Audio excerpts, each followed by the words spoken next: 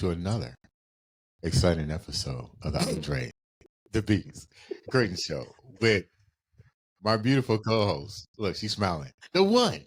She's back by popular demand. New shoes, new look.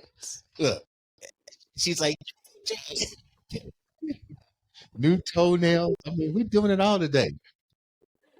Hi, Andre. Welcome back, Yolanda M. Smith, the Brnda. Thank you, darling. It's a pleasure to be here. Definitely a pleasure to be here. I love the brand colors, man. Yes.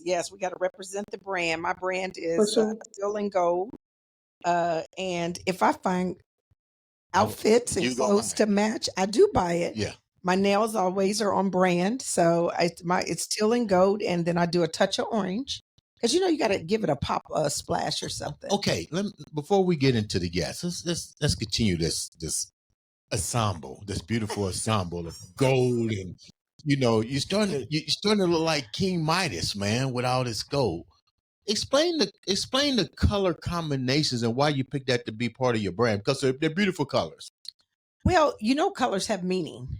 Colors have meaning, and so what I was really drawn by was blue and green initially. So the blue and green, and if you green means intelligent, right? Well, it can be. It also means money. It also can be a source of nature, of grounding, that sort of thing. Mm-hmm.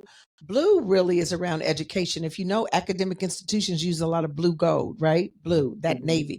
But it can mean that. It also trust. Trust is an important word. So me being I feel like an educator, mm-hmm. one who empowers, right? Mm-hmm. And then wanting to inspire people to live their best life. And part of that is to be able to achieve the freedom, have money. But then mm-hmm. The gold brings in a little bit of element of royalty and luxury. You know what I mean? Okay. The luxury. And so I'd like to think have any of that. You do have it. It's just within you. Okay, great. Because if you think about your logo, it carries all those colors. Well, thank you. So you're a combination of them all, darling. So that's what that's about. But so I tell the people, when you brand yourself, when you think about the things that you do and what you want your brand identity to look like, your colors do matter because they have meaning. Thank you. You're welcome. I'm glad we're on the same page. Yes. Great minds think alike. Yes. Today, another exciting show, another exciting guest. Always. The thing that I like about the show is that the guests that we have on have such great stories that everybody can relate to in one sense or the other. Mm-hmm. Today is no exception to the rule. Imagine living life in reverse for a moment.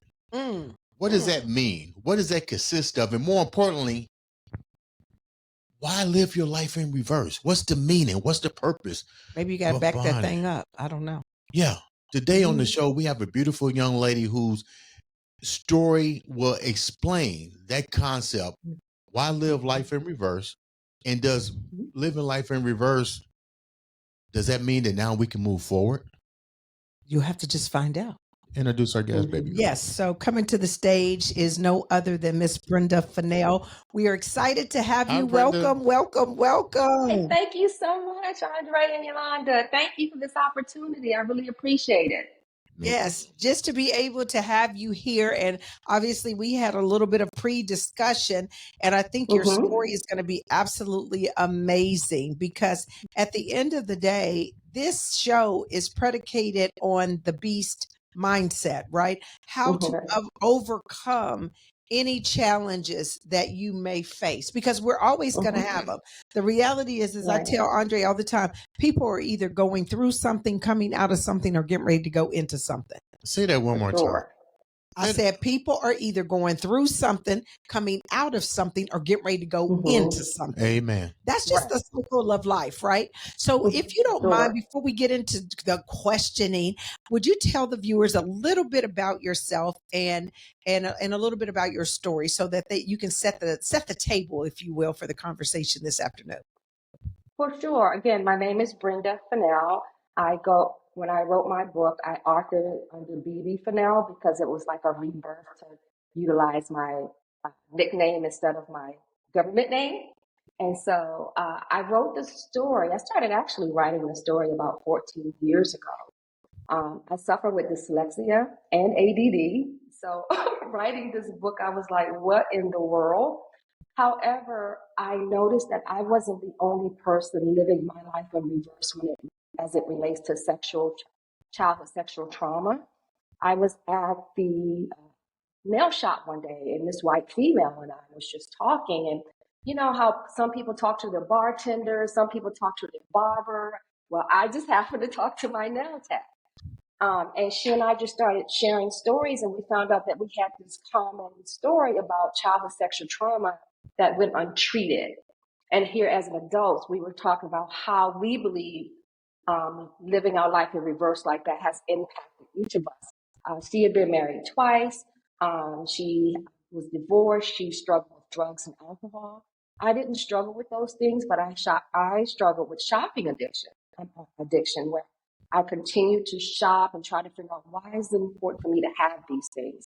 And it wasn't until she and I started sharing stories that I realized that my sexual trauma was connected to my story, and her story was connected to the things that was happening in her life. So this one particular day, after she finished my nail, she's like, girl, we have so much that you need to write a book.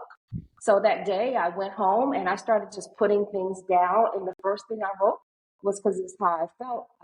Had been living my life in reverse, meaning that I was so stuck in that moment of what happened to me. It was difficult for me to enjoy life, to love my family, to love my children, to tap into my spirituality.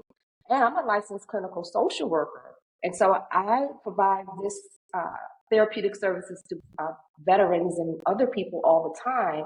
And I just wasn't giving the same self-care to myself.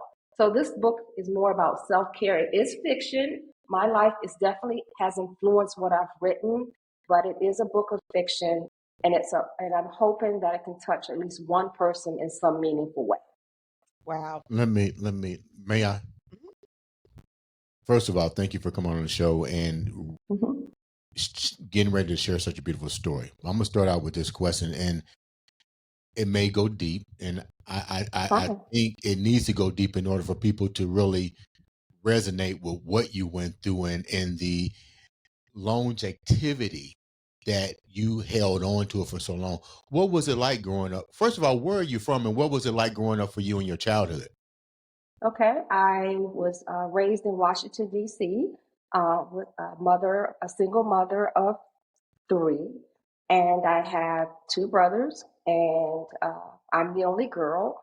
And my mother was gone a lot. She worked a lot, and of course, I'm the youngest child, so I was left home along with my brothers quite often. I had one brother who suffered with drug addiction, and he happened to fall asleep one night, and his friend came in and sexually assaulted me. So that's when the history of my sexual assault started. But if I'm honest, if I look back on it, there were other moments where family members touched me inappropriately. And I wasn't able to process that. So I think to deal with it, I just kind of suppressed it. And I, tried to live my life as best as I could. But then I married this amazing man 37 years ago. And early on in our marriage, I used to fight in my sleep all the time. And it wasn't until I started to get therapeutic services that I realized that the fighting had to do with something that happened to me 13 years, when I was 13. So when you are abused, whether it be sexually, physically, emotionally, psychologically, those things can stay with you if you do not get help. And I just happened to grow up in a family and a culture that didn't believe in getting help. It's like, go to church, pray about it.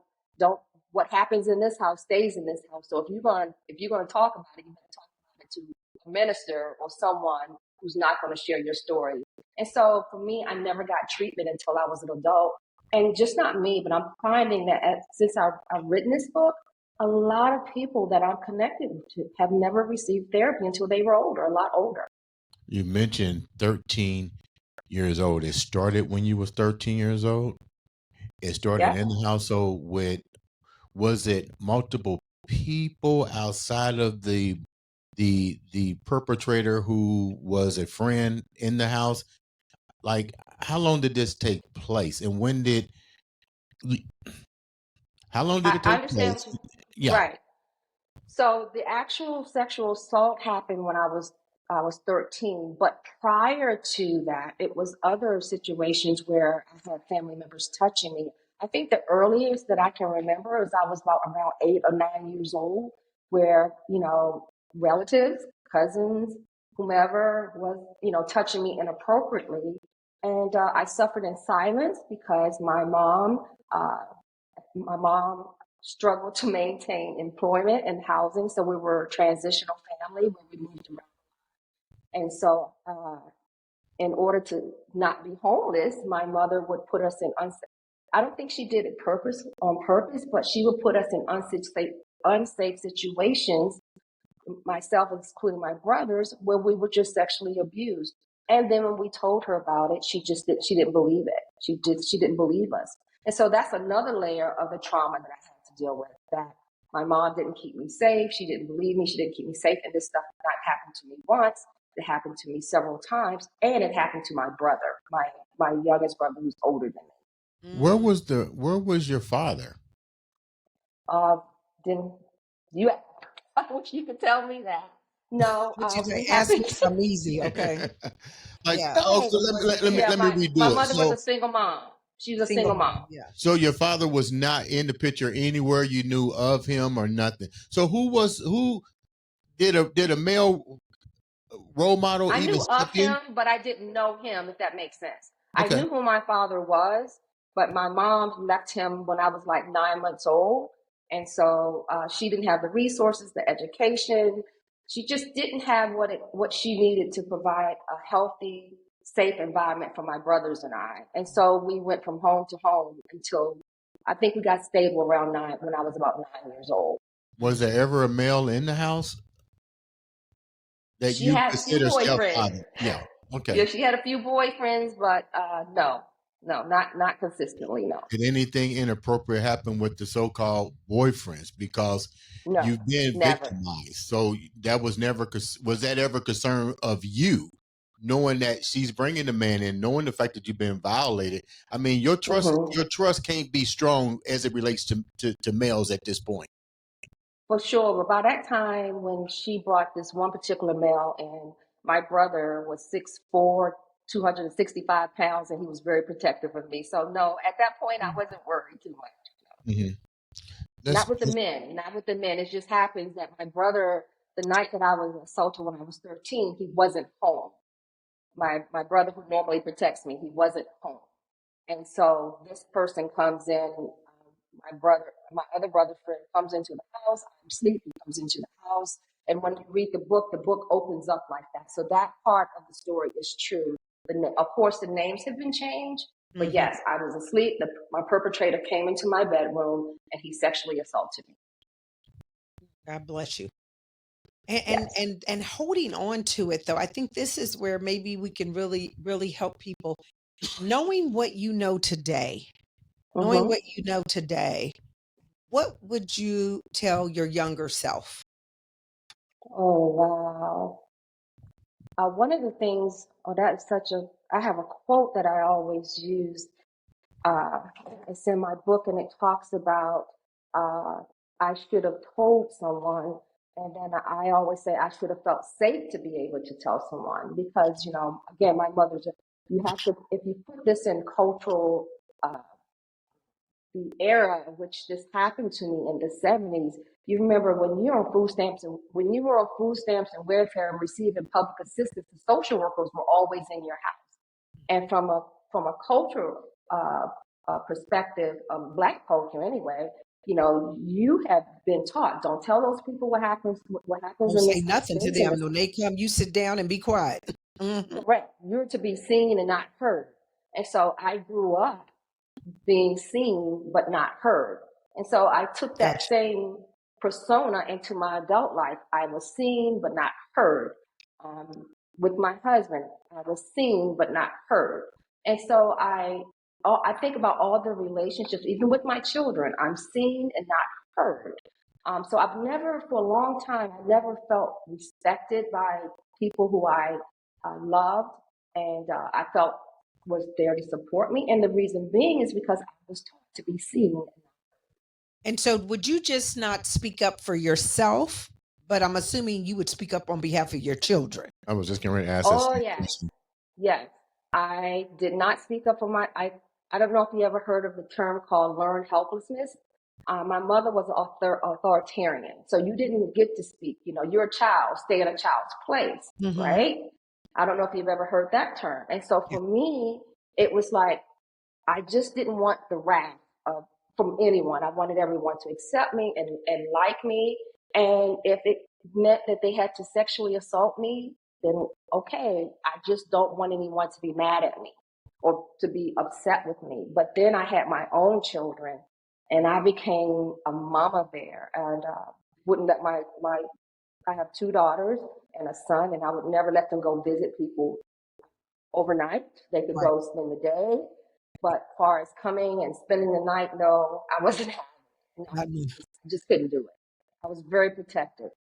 and so what impact did this have then on your professional life? Oh, wow. So, again, I'm a licensed clinical social worker. And I started working in a school, Indianapolis Public Schools. When I met my husband 37 years ago in DC, we moved from DC to Indianapolis. And You know throughout that's my where we life, are, right? Indianapolis? Yes. Oh, okay. I don't know. I thought you guys were in Carmel. Well, we're no, we're up We're in the East. north, so we're at the Keystone Crossing, which is Gotcha. Carmel. I'm in Carmel. Yeah, yeah. Okay. All right. All right. So yeah, I moved here in the late 80s with my husband, and we had these beautiful. Well, I had a child prior to my husband. I forgot to tell you that. Yes, I had a child.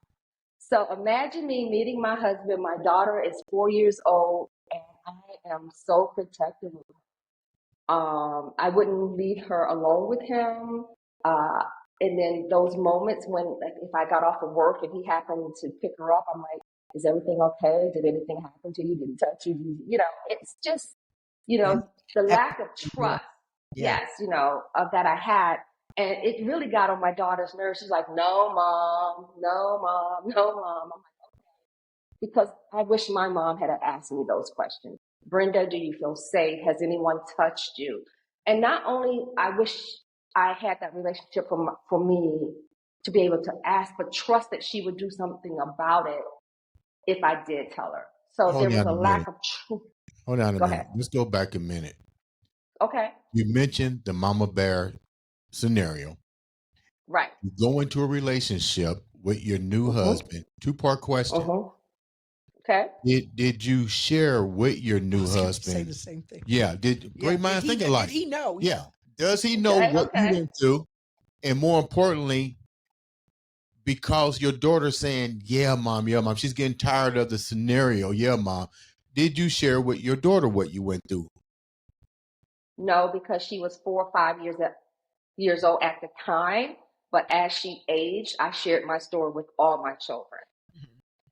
What The age did second you part, share it with? Because that's important for people to know, because a child should stand in a child's place, and then the ideal of being able to process what's going on also plays a key role. So about what age was it that you start telling your children this as well? my oldest daughter, I think she must have been about 7 or 8, because it's at that time when she wants to spend the night with, her peers. And she's trying to figure out why I won't let her stay. And if I'm honest, I didn't tell my husband until one particular night when he came in early on in our marriage. He came in to kiss me, and when he woke me up, I was just fighting for dear life. I remember fighting him, and he's trying to figure out what's going on. And so that night, I told him, and I think wasn't even our first year marriage. How did he take what you said? Because that's a lot to try to process in Yes, any relationship. for sure. He was absolutely God sent. Uh, just very passionate, kept apologizing that he was sorry that happened to me. And then he started to experience his own traumatic issues related to my story, because now, should I kiss her? Should I not kiss her? I was When just she getting ready to sleeps? ask that. Like, how does that change the relationship and the intimacy part? Because now deep down, you have triggers that haven't been addressed through therapy at this point, correct? Correct. Correct. And so he has to change his whole behavior, his whole approach. He can't wake me up in the middle. Intimacy sometimes happen in the middle of the night. But I have to be conscious that that's going to happen because if he would come up to me and wake me up and startle me, then I would fight.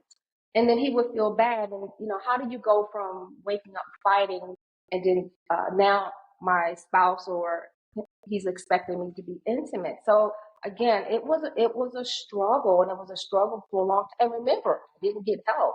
So now here it is, we have this issue that's developing, that's festering in our marriage, and I'm refusing to get help because why would I get help? Black folks don't get help. Black folks go to the altar, pray, and keep it moving. Mm-hmm. And so that's what my story was. And so it wasn't until I met my nail tech and she started to talk about her history and that she went to get help. I said, you went to get help? You went to therapy? I mean, I said it as if it was a bad word. That's how bad it was because I was in denial that I being needed a social worker and knowing the value of therapy. I wasn't a social worker at the time. I was going to school to be a social worker. Okay. Yeah. And so it wasn't until I met her, she shared her story about therapy. And then I'm in, when I meet her, I'm in undergrad. It wasn't until I got to my master's that I started to realize, wow, I learned about learned helplessness. I learned about my mother being authoritarian.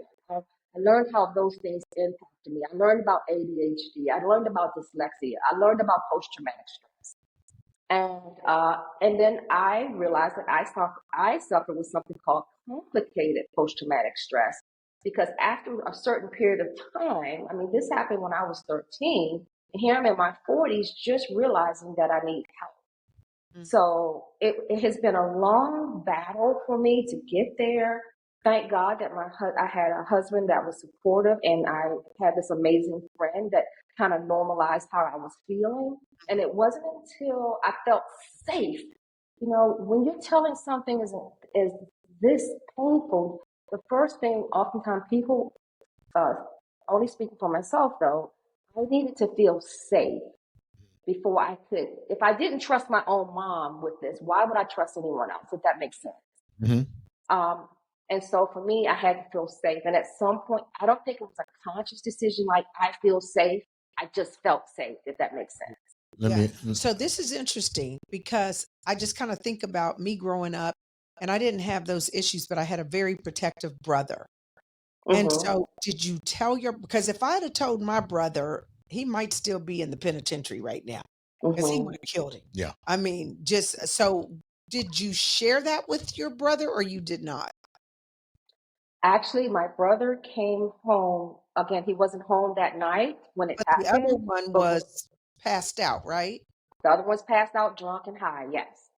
And so the next day, a part of this is that my mother wasn't even in town. And so when my brother, who's protective of me, came home the next day, I told him, we called my mother, and she did not believe me. Oh. Let me. And then your brother just kind of dropped it? No, he did not drop it. He was after the person who did it, but he couldn't find the person. Gotcha. And then my brother, who was on drugs, the next day they both went out looking for him and they couldn't find him. Gotcha. And thank God, because they would have ended up in the penitentiary. Exactly. Yeah. Let's go forward a little bit here. Okay. 2-part question. Okay. What's up with the 2-part? I don't know. It just sounds good. 2-part question. Because my mind is like really. They got 5 parts. My mind always travels ahead, like the speed of sound. You know. Yeah, I'm always like, boom, I'm out there, like really engaging in the story. So let me go here with this 2 parts. Okay. I was 3, but 2. Okay. How bad did your relationship get? Because this is what I tell people when it comes to therapy. If you don't know how to deal with a person's trauma, it becomes difficult. Now you have to shift your way of thinking. He loves you, the whole 9 yards, but this is becoming a problem. How long? Or is it? How long? Well, it did because she went and got help. So how long did that take? And was the marriage on shaky ground now? Because you're not admitting to go get treatment. He doesn't know how to really deal with it, but you guys are dealing because you love each other. But there's a breaking point of the code of silence now being unleashed upon him, but he still has no way of dealing with it. And you don't know how to deal with it. So was the marriage getting ready to almost dissipate before you decided, before the opportunity came for you to go get help? Great question. Actually, no, our marriage was never in jeopardy. I am 3 kids into it now. We've been married about 10 years, and he is a police Congratulations. officer. Thank you. He's a police officer. Yeah. Yeah, it's been 37 years now, but I'm talking, this has happened when we were like in the 10th. Amazing. He's a police officer working homicide, and he's never home. So I think it saved our marriage because he's working some late shifts, so I don't have to worry about waking up fighting. So in my head, oh my God, I don't have to deal with this because he's not home, he's not waking me up, I don't have to fight, I don't have to worry about pretending to be wanting to be intimate with my spouse when he just woke me out of a night terror, you know? And so that wasn't an issue because he was not there. He was working all the time. However, when he was home and now I have migraines and now I have insomnia, I'm irritable and I have 3 kids I'm trying to take up. So what am I doing? I'm whining and complaining all the time, right? He doesn't have the patience to deal with that. It's like either you're going to go get help or you're not. You need to figure this out because I have to work. Because now at this point, I am basically a single mom because he's working all the time. And so from his perspective, either you're going to go get help or not. But I will say, to my knowledge, I don't think our marriage was ever in jeopardy. He just wanted me to go get help because he recognized that I needed help before I did. Because remember, I'm in denial. Right. Denial is protecting me from having to deal with all this. Yes. No, that happened to me a long time ago. I got to get over it and move on. I was saying the words, but I wasn't living the words. I was stuck in that moment of when I was 13 and that person came into my bedroom and they raped me. Yes. Can I do one more, please? I thought you did a Sure question. She just answered the 2 He got 2 more parts. Listen, didn't he say I'm gonna let you run this interview? I ain't saying 2 good words. So that's to me not being here. That's all. Let's talk about the reverse part. So now I think I'm listening to your story. So I'm putting myself in your shoes because that's what you have to do. So from a compassion standpoint, I would think outside of confining in your family in your husband, I would think the most difficult part of this journey is now you have to go to therapy and feel comfortable being totally transparent in this part. But this is where I'm going with this. So people can understand. Therapy is almost like a you shopping for the different outfits. You got to find the right one. The right one. Yeah. Because they are not all made. How many times did you wind up having to go to different therapists? And what was that journey like for you? And how did you wind up finding comfortability in the right one and why? Okay. That was a lot, girl. I know. When I went to therapy, my first time going to therapy, I didn't go to therapy for what happened to me, my PTSD. I went to therapy because I was struggling at work. So it's like EAP. And I was trying to figure out, it's like, I do what they tell me to do, and I don't understand what the problem is. Again, I was dealing with something called learned helplessness. If you tell me what to do, I will do it. But I never took the initiative. And so I kept getting this feedback that you lack initiative. And I'm like, what? But if they tell me to do something, I do it. So that was my first time. So EAP, no, I didn't talk about that. It wasn't until I hope I get through this story without crying. My daughter is 12 years old. My oldest daughter is 12 years old now. And I am a mama bear smothering her. So she decides that she wants to go live with her father in Washington, D.C.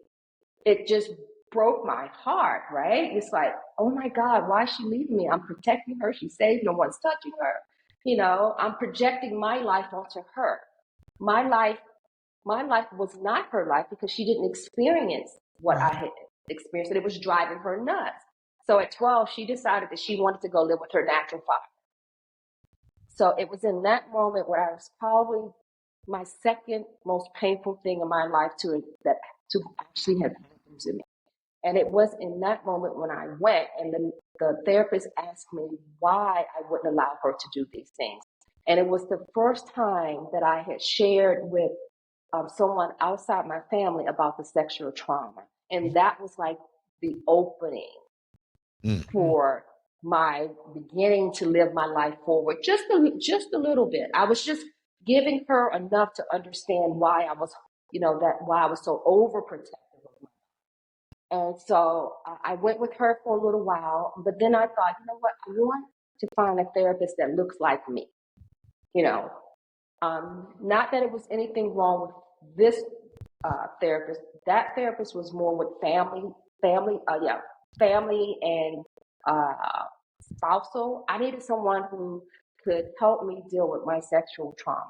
And so I And found kind of understand that cultural thing too, because we did have certain mindsets about what therapy was, what wasn't, what went unspoken. Everybody had that one uncle. Everybody, I mean, these were things that were yes, real to us that another culture would not even understand. They'd be looking at you like, huh, what do you mean? Tell me more. sure, You know what I mean? for Yeah, sure. yeah. So you're And right. so we lived under this mentality of what happens in this house stays in this house. Mhm. And so if I'm working under that premise, then why would I think it's okay to talk to anyone? However, now I'm married, I have my own children. I want them to have healthy esteems. I want them to feel safe. But I was so far right. It took me a long time to recognize, Brenda, their story is not your story. You have a two-parent home. Your husband's a police officer. You protect them. You have more resources. You are here with them. It is okay to allow them to do A, B, and C. But if you talk to any one of them, they will say, oh my God, she smothered us. And I always go, I'd rather smother them to be sexually assaulted. That was my way of thinking. However, for them, Yeah. I was creating anxiety in them, because they were feeling overwhelmed because now they have trust issues. My mother went through this. So I started to project my feelings Projecting. onto them. And so I had to kind of figure out some balance in that. But by this time, my daughter, she's already living in DC with her husband. But now I have two, and I don't want to lose them. And so now I'm trying to just navigate this. And it was in that moment when my oldest daughter left that I realized that I needed help. I just truly needed help. So let's talk a little bit about the book because I want to share Okay. the book with people, and you can raise it up and show it. I think you got the book there, Okay. so just kind of show them the cover of the book. Yeah, and it's Living Yep. Life in Reverse. Okay, so take us on a little bit of the journey about the book. Okay. Yes. First of all, I'd like to say shout out to my daughter Courtney, who designed the cover of the book. She's an artist, so kept it in the family. Yeah, yeah. It opens up where Mara's asleep. She wakes up. She's having a nightmare. Why? Because she's suffering from post-traumatic stress. She's trying to do everything, put band-aids on it. She thinks that, if I just get some sleep, but I'll be okay. But what Mara doesn't recognize is that she's been suffering with insomnia since she was 13. She's been suffering with migraines since she was 17. She was suffering with anxiety and depression since she was 17. And then anxiety is future oriented. She's so focused on, how to hide this. She puts more energy in trying to hide her post-traumatic stress than to deal with it. So she recognizes that it's impacting her relationship with her daughter, who's 10, her husband. She doesn't have any friends because she doesn't feel like, she wants to deal with that. So she doesn't have any friends. She has brothers. One brother is estranged. One brother is getting therapy.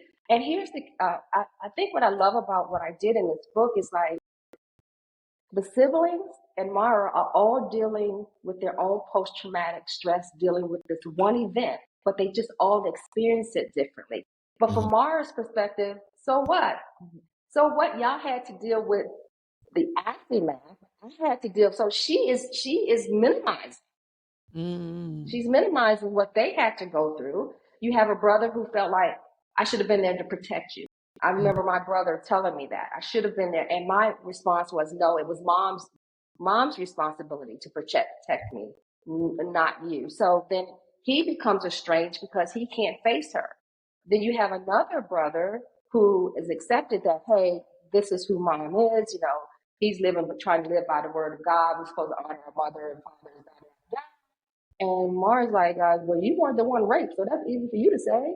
And so, we have all these family dynamics happening within the siblings itself. But then when Mara needs them the most, everyone shows up for her. Everyone. And it's in that moment when she realizes, okay, I need to figure out what I'm going to do.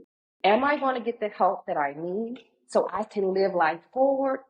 Or am I going to just say, you know what? I have too much shame connected to it. And so I can't do it. I don't want to talk about it. It's too painful. It's overwhelming. I don't want to deal with it. Being in denial works for Mara. And that's what she wants to do. She wants to stay in denial. Before we wrap up, once again, thank you so much for what a great story. coming and share the story. But before we wrap up, because I got another question too. You got another question? Can I ask mine? No, so this is just okay. Go ahead. Ask you the do question, the wrap up. and I'll do the I wrap just up. have one more question, and that was, where's the relationship with the family today? My mother is dead. She died in 2019, and try not to get emotional. Okay. But sorry. In the chapter, no, please don't be sorry. In the chapter, when it starts to talk about 59 minutes, it was the 55 minutes of forgiveness and grace that I granted my mother before she died.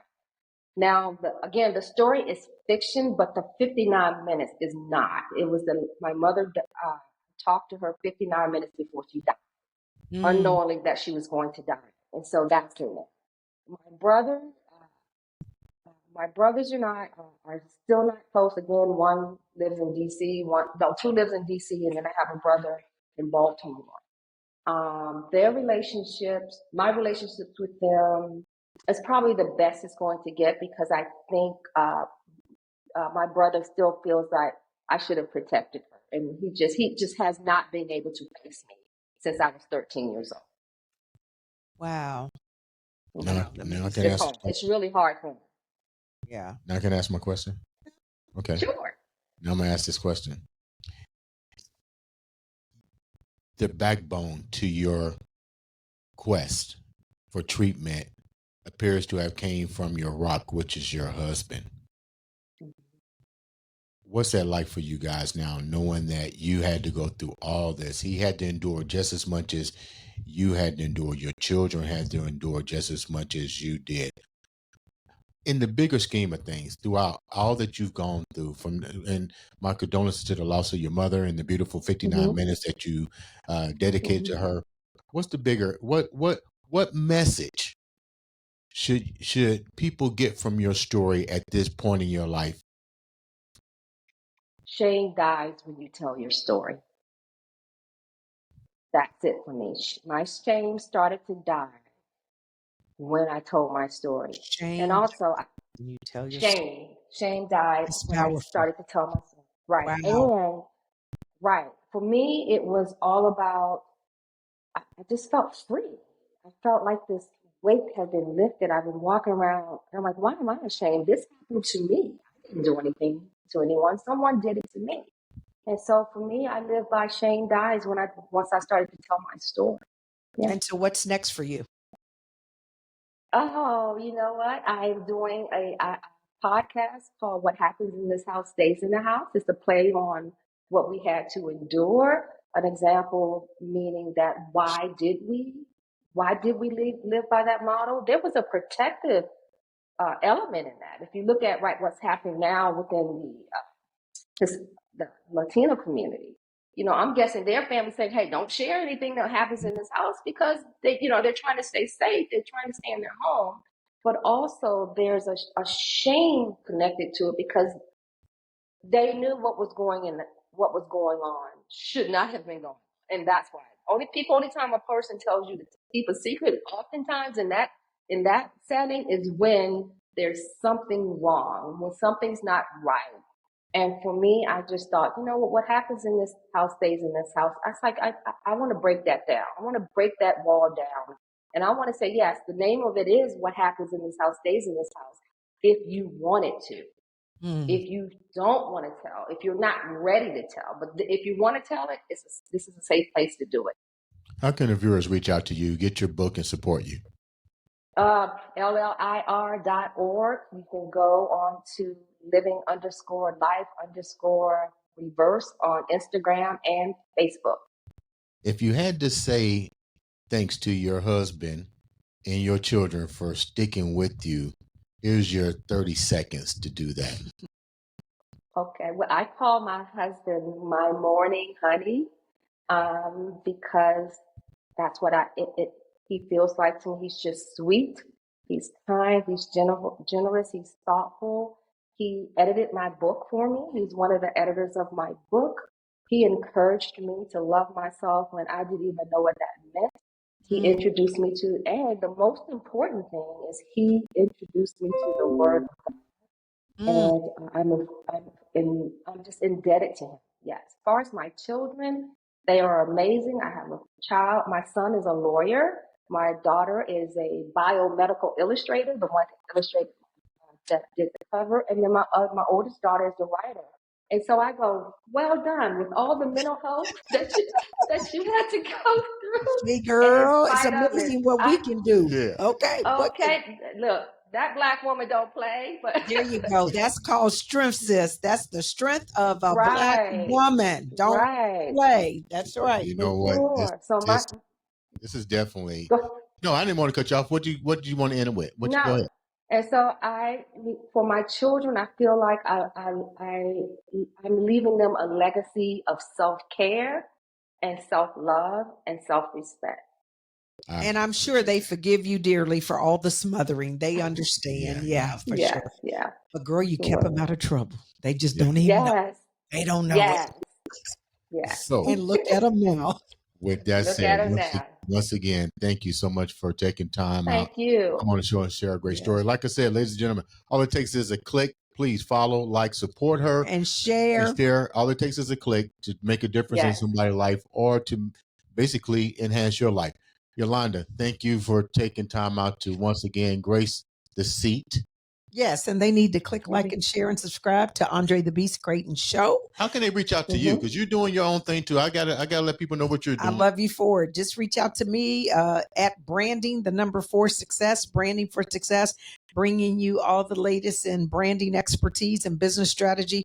Because right now we need to definitely be getting our stuff together and doing our own thing. There is a power in being empowered. Let me close out and ask you this question, because you are a brand therapist. We just heard an amazing story. We heard transformation. How does this resonate to a brand? Because she just branded something that is truly amazing. She's telling a story.